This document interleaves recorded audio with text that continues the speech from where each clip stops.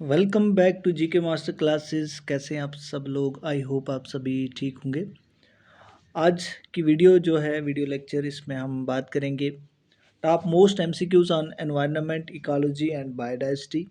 क्योंकि कोई भी जेके एसएसबी का एग्ज़ाम होता है, आप पटवारी एग्ज़ाम को ले लें, फीमेल सुपरवाइज़र एग्ज़ाम को ले लें, या कोई भी जेके एसएसबी के द्वारा कंडक्ट किया हुआ एग्ज़ाम है, ये टॉपिक जो है हर एग्ज़ाम में होता है। तो हर एग्ज़ाम के लिए, हर एग्ज़ाम के पॉइंट ऑफ व्यू से रेलिवेंट है। और हम यहाँ पे बात करेंगे एग्ज़ाम ओरिएंटेड एमसीक्यूज़, जो एग्ज़ाम में आने के चांसेस हैं, जो इम्पोर्टेंट एमसीक्यूज़ बनते हैं। वो सारे एमसीक्यूज़ मैंने यहाँ रखे हैं। आप वीडियो को एंड तक ज़रूर वॉच करें, और अगर चैनल पे न्यू हैं तो चैनल को सब्सक्राइब कर लें। इससे पहले बहुत सारी वीडियोज़ अपलोड की हैं आपकी रिवीजन के लिए। आप अगर देखना चाहते हैं, अपने रिवीजन को कंटिन्यू करना चाहते हैं, तो आप प्लेलिस्ट को ज़रूर विजिट करें। आपको हर टॉपिक की आपको वहाँ पे वीडियो मिल जाएगी, ठीक है। जम्मू कश्मीर जेडके रीऑर्गेनाइजेशन एक्ट, आपकी मॉडर्न हिस्ट्री, आपका साइंस, कंप्यूटर, सारी वीडियोज़ जो हैं वो अवेलेबल है, ठीक है। तो चलिए बिना टाइम वेस्ट किए स्टार्ट करते हैं आपका आज का जो सेशन है। हमारा फर्स्ट क्वेश्चन है आज के सेशन का, the natural place of an organism और कम्युनिटी इज़ नोन एज। वो नेचुरल प्लेस जहाँ पे कोई ऑर्गेनिज्म रहता है, ठीक है, या कोई कम्युनिटी रहती है, उसे क्या कहते हैं? मोस्ट इम्पॉर्टेंट क्वेश्चन है और एग्ज़ाम में पूछा हुआ क्वेश्चन है ये। ऑप्शन है, उसे निचे कहते हैं, हैबिटेट कहते हैं, बायोम कहते हैं, या हैबिट कहते हैं। कोशिश करेंगे आप भी साथ साथ अटेम्प्ट करें, और एंड पे आप कमेंट सेक्शन में अपना स्कोर ज़रूर मेंशन करें। देखिए, कोई भी नेचुरल प्लेस है जहाँ पे कोई ऑर्गेनिज्म रहता है, वो उसका हैबिटेट हो जाता है, ठीक है। जहाँ पे हैबिटेट एक किस्म का, आप मान लो कि घर, जहाँ पे कोई भी स्पीशीज़ या कोई भी ऑर्गेनिज्म रहता है, लेकिन वो उसकी एक नेचुरल प्लेस होती है, ठीक है। ऑप्शन नंबर बी जो है वो राइट है। देखिए, निश्चय की बात करें हम, तो एक ऑर्गेनिज्म का कम्युनिटी में क्या रोल होता है, उसे निश्चय कहते हैं। ये भी मोस्ट इंपॉर्टेंट है, ठीक है। लेकिन इसका जो राइट आंसर है that is option number B. Next है, हर एक क्वेश्चन आपको यहाँ पे एग्जाम ओरिएंटेड मिलेगा, जिसके चांसेस एग्जाम में आने के ज़्यादा हैं, वही क्वेश्चन मैंने यहाँ पे रखे हैं। Plants growing under the direct sunlight are known as, ठीक है। वो प्लांट्स जो डायरेक्ट सनलाइट के अंडर ग्रो करते हैं, उन्हें क्या कहते हैं, ठीक है। ऑप्शन है हीलियोफाइट, साइकोफाइट, डाइकॉट्स, या नन ऑफ द अबव। बताए राइट आंसर। देखिए, इसका जो राइट आंसर है दैट इज हीलियोफाइट। वो प्लांट्स, ठीक है, जो डायरेक्ट सनलाइट के अंडर ग्रो करते हैं, ठीक है, यानी किसी का शेडो उन पे नहीं पड़ता है, किसी भी दूसरे प्लांट का, तो उन्हें कहते हैं हीलियोफाइट, ठीक है। लेकिन जिन पे जो किसी दूसरे प्लांट के शेडो में ग्रो करते हैं, ठीक है, लाइक ये बड़ा प्लांट है, उसके नीचे अगर कोई प्लांट ग्रो कर रहा है, शेडो में जब ग्रो करता है, तो उसे साइकोफाइट कहते हैं। ये चीज़ भी याद रखना साथ साथ में। हीलियोफाइट वो प्लांट्स होते हैं जो सनलाइट के अंडर डायरेक्ट ग्रो करते हैं, लेकिन साइकोफाइट, ठीक है, ऐसा याद रखना, साइको से साए में जो प्लांट ग्रो करते हैं दूसरे प्लांट के साए में, तो उन्हें साइकोफाइट कहते हैं, ठीक है। ऑप्शन नंबर ए जो है इस क्वेश्चन का राइट आंसर है। नेक्स्ट है, विच ऑफ, ये इफ नहीं है, विच ऑफ है, ठीक है, इसको करेक्ट कर लें। Which of the following requires maximum energy. इन चार ऑप्शंस में से मैक्सिमम एनर्जी किसको चाहिए? ये आपका जो फूड चेन है, इकोसिस्टम है, उसमें से एक क्वेश्चन है।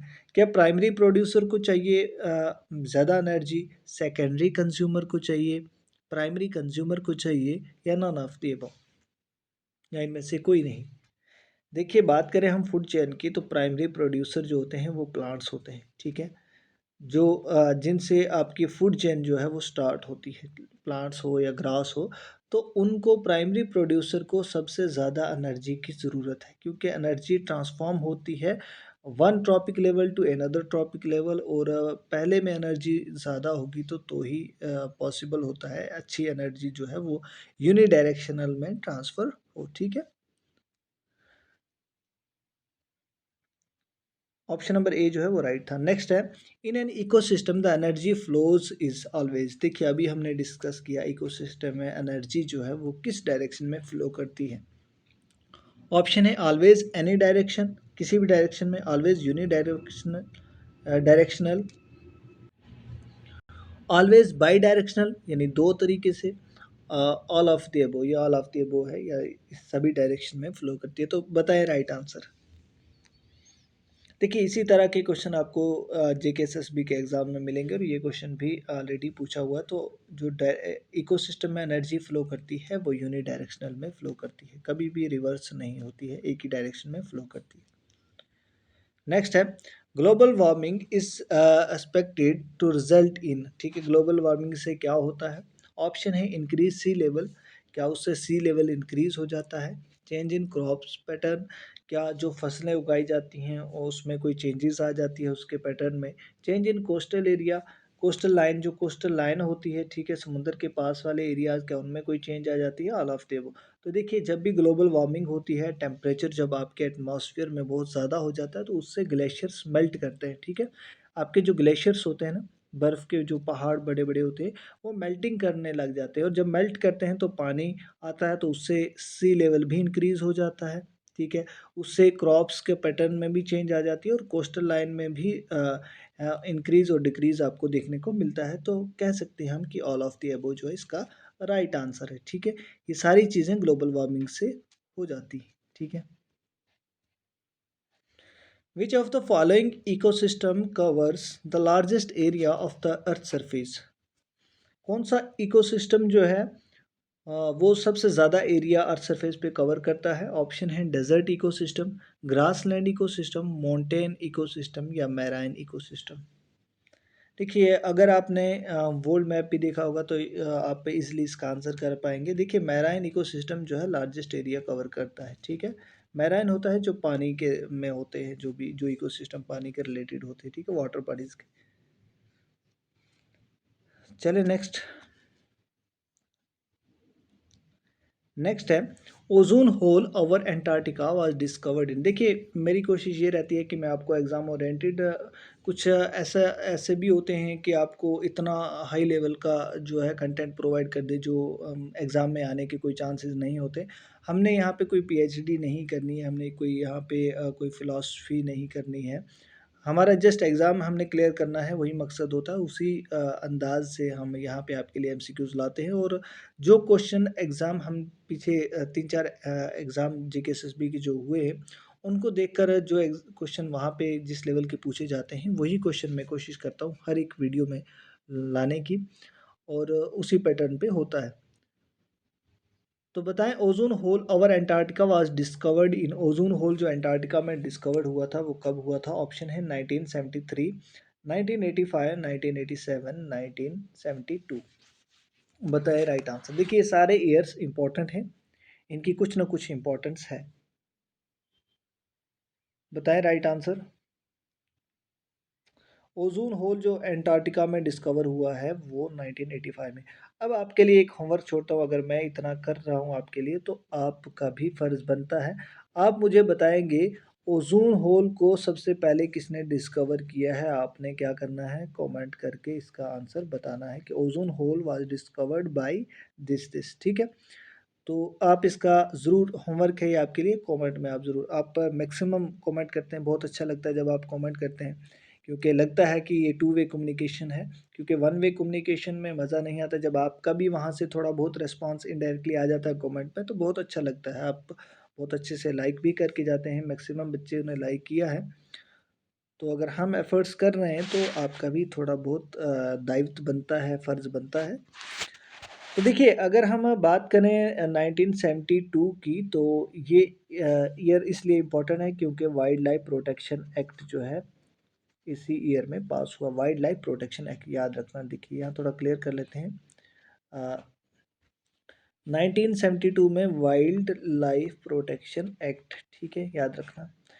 इसके बाद इसको अगर हम 1986 1987 में मॉन्ट्रियल प्रोटोकॉल, ये इम्पोर्टेंट है। 1985 में अंटार्कटिका की बात हुई, ठीक है। 1973 में आई थिंक जो आपका प्रोजेक्ट टाइगर है वो लॉन्च हुआ है, ठीक है। उसके बाद कुछ और इम्पोर्टेंट ईयर है जैसे एनवायरनमेंट प्रोटेक्शन एक्ट, ठीक है, वो कब हुआ? 1986 में पास हुआ, ठीक है। वाटर प्रिवेंशन एक्ट 1974 में, ठीक है।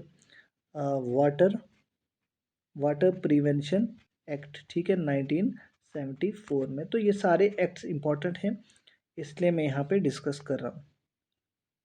क्योंकि आपकी रिवीजन है तो कुछ ना कुछ आपको अगर नया मिल जाता है तो आप उसको ले लीजिएगा। विच of the following has maximum biodiversity? Maximum biodiversity कहाँ पे होती है? ऑप्शन है डेजर्ट्स, रिवर, पोलर रीजन्स या ट्रॉपिकल रीजन। बताए राइट आंसर। बायोडाइवर्सिटी का मतलब क्या होता है आपको सबसे पहले ये पता होना चाहिए, ठीक है। आपकी जितनी भी वैराइटीज़ ऑफ लिविंग ऑर्गेनिजम्स जो है किसी पर्टिकुलर एरिया में पाई जाती हैं, दैट्स कॉल्ड बायोडाइवर्सिटी। तो ये ज़्यादातर आपको ट्रॉपिकल रीजन में मिलती हैं, क्योंकि ट्रॉपिकल रीजन ऐसा होता है जो एक हैबिटेट के लिए बहुत अच्छा रहता है, क्योंकि यहाँ पे क्लाइमेटिक फैक्टर बहुत इंपॉर्टेंट रोल प्ले करता है, बहुत अच्छा क्लाइमेट होता है। तो इसलिए यहाँ पे आपको बायोडाइवर्सिटी ज़्यादा मिलेगी। डेज़र्ट में उतना अच्छा नहीं होता है, रिवर्स में भी नहीं, पोलर रीजन में भी नहीं, तो ट्रॉपिकल थोड़ा सा कॉमन सेंस से आप जब भी एग्ज़ाम हॉल में बैठें तो जो आपके 2 ढाई घंटे होते हैं ना, आप उनको अच्छे से यूटिलाइज़ करिए। देखिए वही बच्चा क्वालिफ़ाई करता है जो उन 2 घंटे को, 2 आवर्स को क्या करता है, अच्छे से यूटिलाइज़ करता है अपने माइंडसेट को, अपने जो क्वेश्चन अटेम्प्ट करने का तरीका होता है उसको अच्छे से जब यूटिलाइज़ करेगा तो डेफ़िनेटली सक्सेस वही लोग पा पा जाते हैं, ठीक है। तो कितना आपने पढ़ा है वो मैटर नहीं करता है, अगर आपके एग्ज़ाम में ध्यान कहीं और चला गया उस 1-2 घंटे में, आपकी इंटेंशन कहीं और है, तो आपका एग्ज़ाम देने का कोई मतलब नहीं बनता है, ठीक है। वो आपके लिए बेनिफिशियल नहीं रहेगा, इसलिए जब भी एग्ज़ाम में बैठें तो फुली अपना माइंडसेट जो है वो सिर्फ फोकस अपना क्वेश्चन पेपर की तरफ रखें। और जब भी आप अटेम्प्ट करें, देखिए मेरी एक सजेशन है, आप एग्जामिनर पॉइंट ऑफ व्यू से खुद एग्जामिनर बनिए। आप क्वेश्चन पेपर सेट कर रहे हैं तो आप उस तरीके से उसको अटेम्प्ट करिए कि आपने अगर ये ऑप्शन डाला है तो आप किस तरह से डाल सकते हैं, आप किस तरह से कंफ्यूज कर सकते हैं जिसने पेपर अटेम्प्ट करना। तो उस एंगल से जब आप सोचेंगे तो आपके क्वेश्चन अल्टीमेटली ठीक होते जाएंगे, ठीक है। तो उस एंगल से सोचिएगा। The first protocol to ban the emission of chlorofluorocarbon in the atmosphere was made in। जो पहला प्रोटोकॉल हुआ था जिसमें बैन की थी क्लोरोफ्लोरोकार्बन, जो आपके रेफ्रिजरेटर वगैरह से निकलती है, रिलीज होती है, और ये ओजोन लेयर के लिए बहुत हार्मफुल रहती है। जो ओजोन लेयर आपकी स्ट्रेटोस्फीयर में जो प्रोटेक्ट करती है हमें अल्ट्रावायलेट रेज से, ठीक है, जो कि सन से आती हैं अल्ट्रावायलेट रेज, ठीक है। ये थोड़ी सी एक्स्ट्रा इन्फॉर्मेशन आप सबको पता होगा, लेकिन यहाँ पे क्वेश्चन हमारा ये है कि ये कहाँ पे हुई थी फर्स्ट प्रोटोकॉल। तो ये जो है ये मॉन्ट्रियल प्रोटोकॉल थी, ठीक है। मॉन्ट्रियल प्रोटोकॉल जिसमें क्लोरोफ्लोरो को बैन किया गया था, ठीक है। नेक्स्ट है the radiant energy received by the earth from the sun. देखिए सन से कुछ एनर्जी जो है वो जब अर्थ रिसीव करती है तो उसे क्या कहते हैं, उसे कहते हैं इंसोलेशन, ठीक है। इंसोलेशन याद रखना, ऑप्शन नंबर बी। नेक्स्ट है the method of, most important question है, the method of soil conservation, the method of soil conservation in which rocks are built up to slow down the flow of water which prevent gullies and further soil loss is called as। देखिए मैं आपको यहाँ पे बताता हूँ ये question क्या है।